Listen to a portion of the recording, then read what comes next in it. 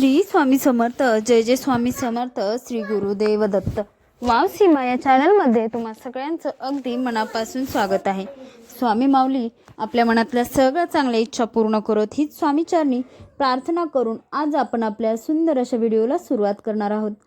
तर आपला आजचा विषय आहे देवदोष लागू नये म्हणून देवघरात काय ठेवू नये, कोणत्या मूर्ती ठेवू नये, केलेले भक्तीचे फळ कसे मिळेल. तर आपण या व्हिडिओमध्ये हे सगळे पाहणार आहोत. व्हिडिओमध्ये पुढे जाण्या अगोदर तुम्ही वाव सीमा या चॅनलवरती जर का नवीन असाल तर आपल्या वाव सीमा या चॅनलला नक्की सबस्क्राईब करा, कारण आपले वाव सीमा हे चॅनल आपल्यासाठी रोज नवनवीन माहिती घेऊन आपल्या भेटीला येत आहे. श्री स्वामी समर्थ. देवदोष लागू नये म्हणून हे नियम पाळलेच गेले पाहिजेत, तरच तुमची पूजा फळ संपूर्ण होते असं मानलं जातं. इथे जाणून घेऊया याच गोष्टीबद्दल ज्या पूजेत केल्या नाही पाहिजेत, ज्या गोष्टी देवघरात ठेवणं अशुभ मानलं जातं. प्रत्येकाच्या घरात एक देवघर असतंच. या देवघरात सर्व देवतांचे फोटो ठेवलेले असतात. घरातील सर्व सदस्य या फोटोची पूजा करतात. पण हिंदू धर्मात पूजेशी निगडीत सर्व नियमाबद्दल सांगितलं गेलं आहे. या नियमाचं पालन केलं पाहिजे. देवघरात देवपूजा करताना अशा काही गोष्टी अजिबात ठेवू नये. या गोष्टी ठेवल्या तर देव कोपतं असं मानलं जातं. तुमच्या घरीही देवघर असेल तर वाचाच ऐकाच. एकदाची चुकून तुम्ही ही चूक करा तर तुम्ही काही आहात ना तुमच्या देवघरात असं काही असेल तर लगेच काढून टाका. देवपूजेतील देव एकमेकास पाहत आहेत असे ठेवू नये. देवघरात धन पैसे दुडवून ठेवू नये. देवाऱ्यात कमीत कमी देवमूर्ती तसबिरे असाव्यात. एकच देवाच्या 2 अगर जास्त मूर्ती असू नये. त्यामुळे त्यापैकी एकही कार्य करत नाही. त्याच देवतेची मूर्ती आणि फोटो चालेल.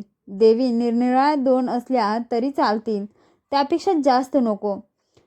दत्तक गेलेल्या घराण्याचे अगर बुडीत घराण्याचे देवघरात पूजू नयेत. ते सर्वच विधिवत विसर्जन करून नवीन देव करावेत.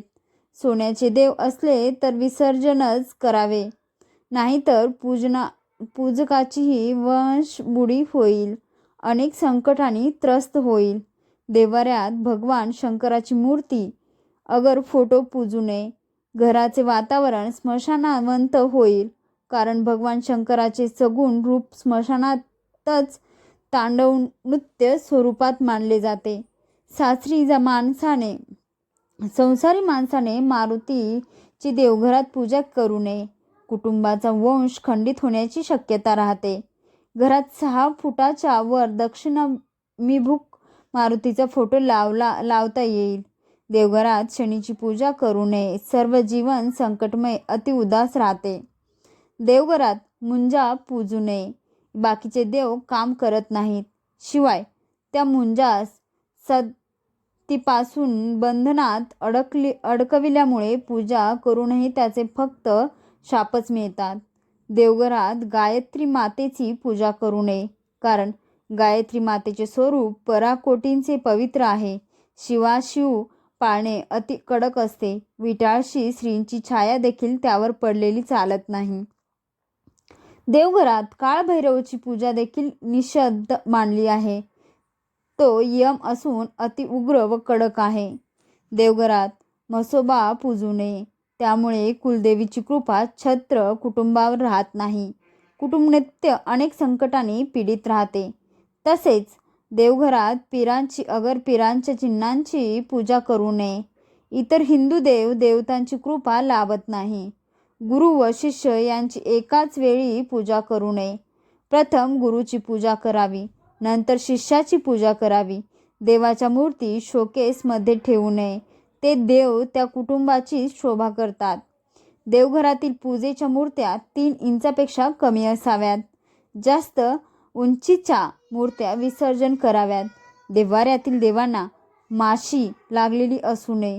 देव भग्न छिद्र पडलेले आसन, आयुध्य हलत असलेली चिरा गेलेले, विद्रप झालेले, पाण्यात टाकल्यावर बुडबुडे येणारे नसावेत. ताबडतोब विसर्जन करून नवीन मूर्ती स्थापन कराव्यात. बक्षीस मिळालेले सापडलेले देव देवघरात पूजू नये. त्यांची पूजा केली असता त्यांचे ते देव दिलेत किंवा ज्यांचे ते देव आहेत, आपण केलेली पूजाचे फळ त्याच लोकांना मिळते. आपली पूजा व्यर्थ ठरते. त्यामुळे बक्षीस मिळालेले देव अथवा आहेर म्हणून आलेल्या देवांच्या मूर्ती आपल्या घराच्या देवघरामध्ये पूजू नयेत. आरसा देखील देवघरात पूजू नये. आरशाचे शुक्रवारी विधिवत विसर्जन प्रवाहात करावे. देवपूजा करताना पूजा करणाऱ्यांचे तोंड पूर्वेला किंवा पश्चिमेला असावे किंवा देवाचे तोंड पूर्वेला किंवा पश्चिमेला असावे. दक्षिण उत्तर ही दिशा नसावी.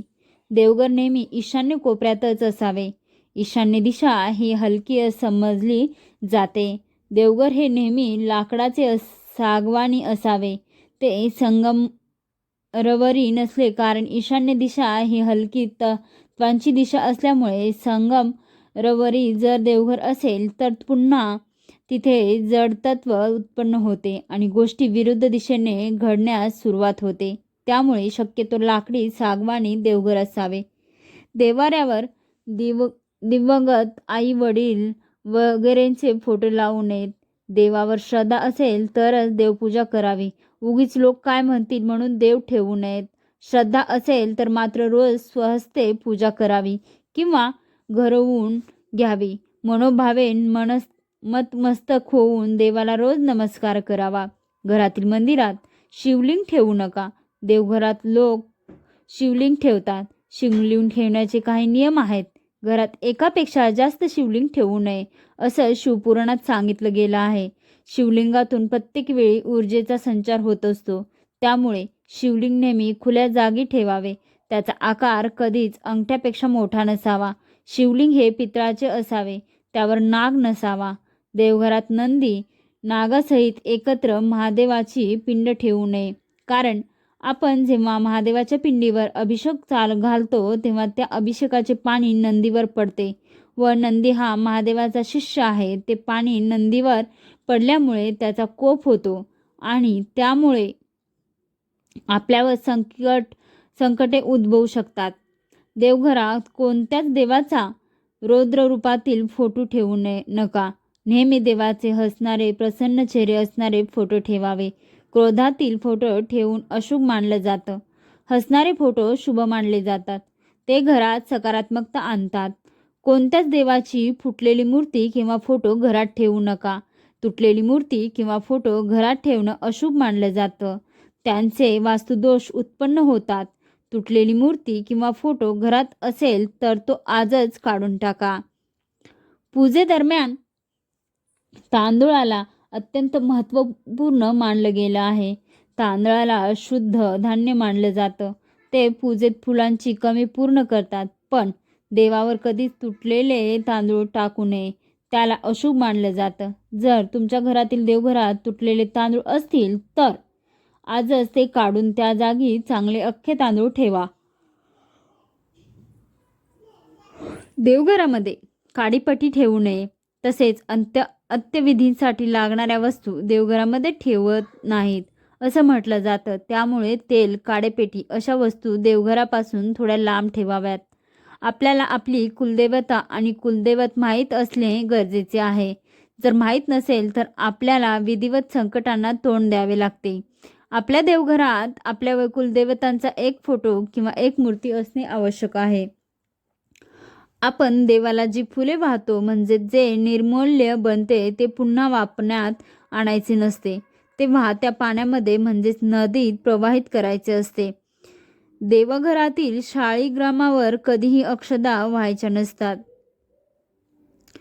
ओले कपडे घालून म्हणजेच ओल्या वस्त्री देवपूजा करायची नसते. देवांना एक हाताने कधीच नमस्कार करायचा नसतो. आपण देवघरात जी समई लावतो व निरांजन लावतो त्यात तेल आणि तूप एकत्र घालू नये. तेलाचा दिवा वेगळा आणि तुपाचा दिवा वेगळा असावा. देवाला लावलेल्या समईच्या ज्योतीवर निरांजन किंवा दुसरा कोणताही दिवा पेटवायचा नाही. समईमध्ये 3 वाती लावायच्या नसतात. एकतर 2 वाती लावायच्या किंवा एकच वात लावली तरी चालेल. देवांना नमस्कार करताना आपल्या डोक्यातील टोपी काढून नमस्कार करावा. देवापुढे नतमस्तक व्हायचे असते, पण त्यांना शरण गेलेलो असतो. आपण देवघरात किंवा मंदिरात जी स्तोत्रे किंवा मंत्र म्हणतो ती मोठ्या आवाजात म्हणायची, परंतु जप करताना देवाचे नामस्मरण करत असतो, म्हणून ते शांततेत केलेले कधीही चांगलेच. देवांना आपण जेव्हा गंध लावतो तो गंध करंगळी शेजारील बोटाने लावायचा आहे आणि आपल्या पितरांना म्हणजेच पूर्वजांच्या अंगठ्या शेजारील बोटानेच गंध लावावा. स्वतःला मधल्या बोटाने गंध लावावा व इतरांना अंगठ्याने गंध लावावा. नैवेद्याच्या पानात किंवा त्याचप्रमाणे कांदा, लसूण, लिंबू देखील वाढू नये, कारण हे सर्व पदार्थ तामसी आहेत. तामसी पदार्थ देवांना चालत नाहीत. मारुती हा ब्रह्मचारी आहे, त्यामुळे त्याची मूर्ती देवघरात ठेवायची नसते. त्यांची मूर्ती जर देवघरात ठेवली तर घरातील 3ऱ्या पिढीचा वंश खंडित होण्याची शक्यता असते. म्हणून मारुतीची मूर्ती देवघरात ठेवू नये. अशा प्रकारे देवघरात पाळावयाचे महत्त्वाचे नियम आपल्या देवघराच्या बाबतीत पाळायचे आहेत. असे काही नियम पाळल्याने आपल्या देवघरात प्रसन्न वाटते आणि आपल्या घरात देखील शांतता राहते. आपल्या घरातील लोक नेहमी आनंदी राहतात. घरात नेहमी देवाचा आशीर्वाद असतो. आपल्या घरात देवाचा वास असतो. देव आपल्या घरात वावरत असतात. त्यामुळे त्यांचे घर आपण नेहमी सुंदर आणि सुशोभित ठेवले पाहिजे. हा माहितीपूर्ण व्हिडिओ जर तुम्हाला आवडला असेल तर या व्हिडिओला एक लाईक नक्कीच करा. सोबतच वाव सीमा या चॅनलवरती तुम्ही आणखीनही नवीन असाल, आणखीनही आपल्या वाव सीमा या चॅनलला सबस्क्राईब केले नसेल तर लवकरात लवकर लगेच सबस्क्राईब करा, कारण आपले वाव सीमा हे चॅनल आपल्यासाठी रोज नवनवीन माहिती घेऊन, नवनवीन व्हिडिओ घेऊन आपल्या भेटीला येत आहे. श्री स्वामी समर्थ. जय जय स्वामी समर्थ. श्री गुरुदेव दत्त. व्हिडिओ पूर्ण ऐकल्याबद्दल अगदी मनापासून धन्यवाद. श्री स्वामी समर्थ.